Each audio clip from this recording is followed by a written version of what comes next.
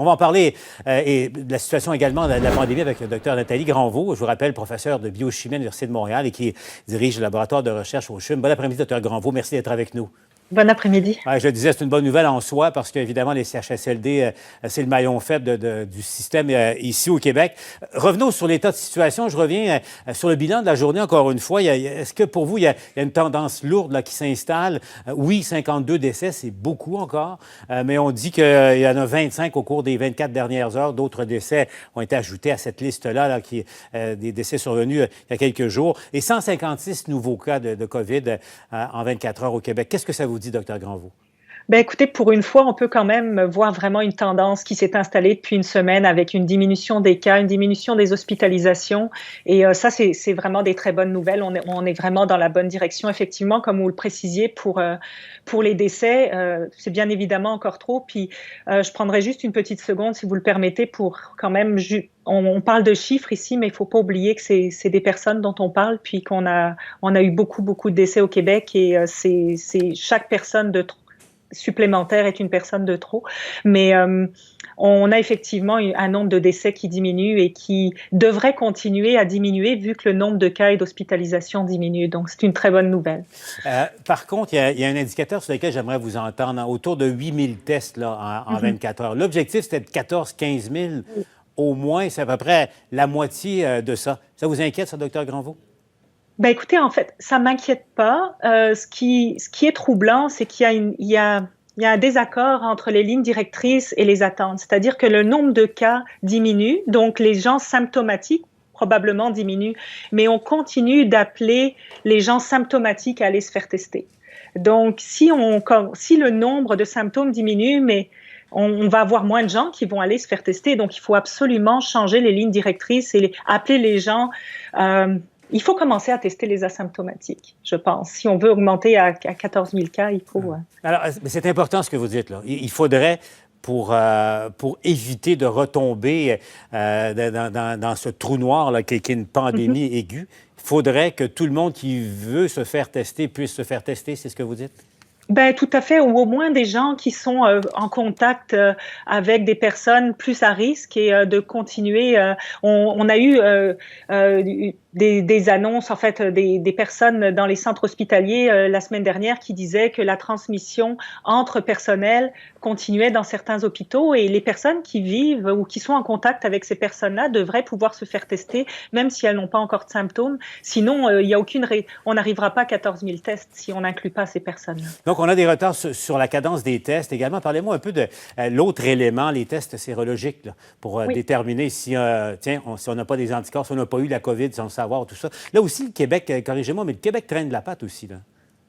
Ben écoutez, oui et non, dans le sens où il y a beaucoup de tests qui sont faits sur lesquels on n'a pas la certitude non plus de la spécificité. Donc, je pense qu'il est prudent de ne pas avancer trop vite dans ce point de vue-là tant qu'on n'a pas des tests qui sont certains et pour lesquels un test positif va être vraiment positif. Il y a certains tests où on peut avoir des faux positifs parce qu'il y a des réactions croisées avec d'autres coronavirus. Donc, je pense qu'il était essentiel de commencer à faire ces tests-là quand on a une certitude que la réponse qu'on peut donner est la bonne. Et donc, de ce point de vue-là, je pense que des fois, la patience un petit peu est de mise. Docteur Granvaux, aidez-nous, regardons le portrait d'ensemble, le champ de bataille mondial, si on veut. On regarde la situation. L'Europe va plutôt bien, même très bien dans le contexte, compte tenu de ce qu'ils ont subi. Par contre, on regarde aux États-Unis, la ressurgence marquée de cas dans plusieurs États. Je regarde le Texas, la Floride, la Californie, entre autres choses. Et ici, au Québec, une tendance qui évolue favorablement, mais avec les risques que l'on court. Qu'est-ce qu'on doit comprendre de l'évolution de cette pandémie en ce moment et les risques et ce qui risque de nous arriver, nous, au Québec, au cours des prochaines semaines?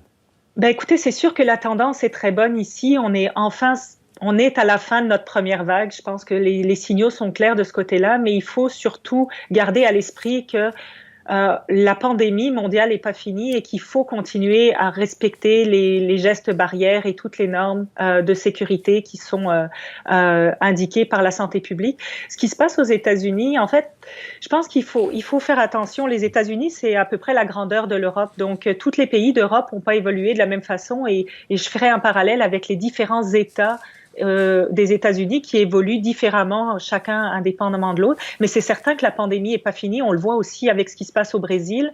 Nous, on a été en retard d'à peu près 3-4 semaines par rapport à l'Europe. Ici, au Québec, les autres pays sont en retard comme nous, on l'a été par rapport à l'Europe. Donc, c'est comme une vague de pandémie qui est partie de l'Asie, puis qui se déplace, puis qui atteint chaque pays les uns après les autres. Mais ce qui est certain, c'est que ça nous dit que mondialement, c'est pas fini et que quand on va relâcher certaines autres mesures de santé publique, la réouverture des frontières et ces choses-là, il va falloir prendre en compte la situation dans les autres pays et pas uniquement ce qui se passe ici. Là. Je sais que tout le monde est impatient de pouvoir voyager, mais c'est pas juste la situation au Québec qui va déterminer ça. On est loin d'avoir terminé avec cette pandémie mondiale.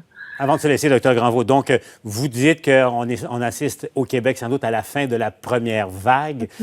Qu'est-ce qui nous attend, nous guette, pensez-vous, au cours de l'été, le compte tenu du déconfinement qui s'accélère au Québec? Le comportement de la population également, bon, le 2 mètres, le masque plus ou moins. Selon vous, qu'est-ce qui nous attend au cours des prochaines semaines? Je pense que c'est ça. Je pense que c'est ça, vous avez raison. C'est l'attitude de chacun de se dire que c'est pas parce que on a réussi à enfin arriver vers le bout de la première vague qu'il faut baisser notre garde et il faut continuer à appliquer ces mesures, même si ça va paraître encore plus étrange à tout le monde parce qu'on va entendre moins d'hospitalisation, de décès.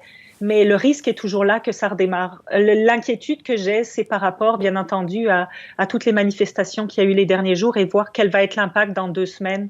Mais il faut continuer à garder les mesures en place si on veut limiter les cas pendant l'été. Nathalie Granvaux, je rappelle, professeure en biochimie et attachée également dirige le laboratoire de recherche au CHUM. Merci beaucoup, Dr Granvaux, d'avoir été avec nous encore une fois à LCN. Merci, bon après-midi.